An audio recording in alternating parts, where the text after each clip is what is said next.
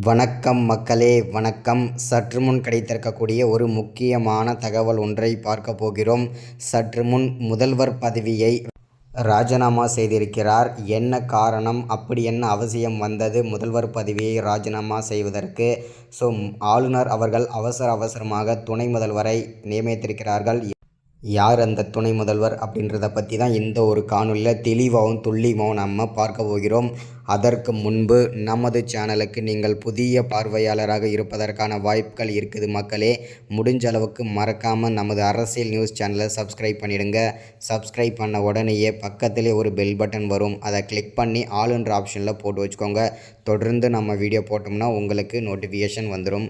அதை பார்த்து தெரிஞ்சுக்கலாம். இன்றைக்கி என்ன அரசியல் நியூஸ், இன்றைக்கி என்ன அரசியல் அப்டேட்ன்றதை தெளிவாகவும் துல்லியமாகவும் தெரிஞ்சுக்கலாம். அது மட்டும் இல்லாமல் வீடியோ பார்க்குற ஒவ்வொருத்தரும் மறக்காமல் வீடியோவை லைக் பண்ணுங்கள், மறக்காமல் ஷேர் பண்ணுங்கள்.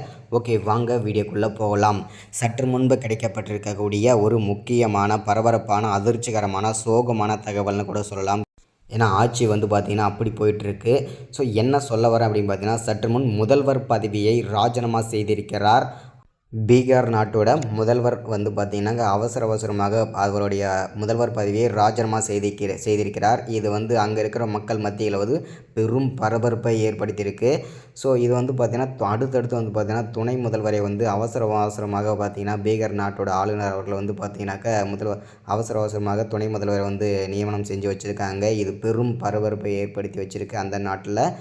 என்ன காரணம், அப்படி என்ன அவசியம் வந்தது அப்படின்னு பார்த்தீங்கன்னாக்கா, இங்கே தமிழ்நாட்டில் பார்த்தீங்கன்னாக்கா ஒவ்வொரு பதவிக்கும் எப்படி ஆசைப்பட்டு பார்த்தீங்கன்னா ஒருத்தரை கொள்றதும் இன்னொருத்தரை பார்த்தீங்கன்னா கீழே தள்ளுறதும் இந்த மாதிரி நடக்குதோ அதே மாதிரி இருந்தால் பீகார் நாட்டிலையும் தெலுங்கானா நாட்டிலையும் இந்த மாதிரி பார்த்திங்கன்னா பல்வேறு சர்ச்சைகள், பல்வேறு கொள்ளைகள், அதே மாதிரி பார்த்திங்கன்னா பல்வேறு மோசடிகள், பல்வேறு பண பரிவர்த்தனைகள், இந்த மாதிரி பார்த்திங்கனாக்கா பல மோசடிகளில் அந்த நாட்டோட பீகார் நாட்டோட முதல்வர் சிக்கியிருக்காரு.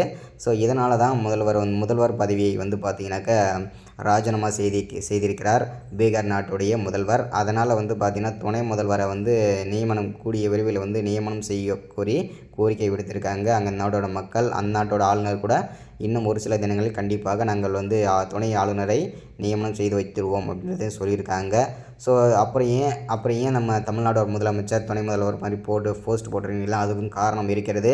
திமுகவின் ஆட்சியை கலைப்பதற்கான வாய்ப்புகளும் கூட இருக்கிறது. ஏன்னா திமுகவின் அமைச்சர்கள் எல்லாமே அமலாக்கத்துறையிடம் சிக்கியிருக்கிறார்கள்.